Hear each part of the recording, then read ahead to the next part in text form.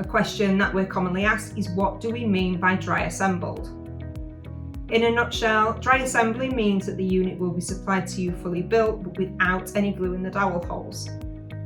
This makes it possible for your kitchen fitter to deconstruct the unit into its component parts and make modifications to work around any obstacles such as boilers or pillars within the kitchen.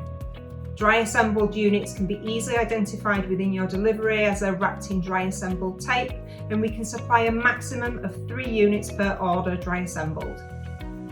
To request a unit be supplied dry assembled, simply add a note against the unit within your website shopping cart, or if using our online planner, click on the unit and toggle the dry assembly button on the left. You may also wish to request that some of our bulkier units, such as the L-shaped corner base unit, are supplied dry assembled so that the unit can be taken apart and brought into the property in the case of narrow doors and hallways.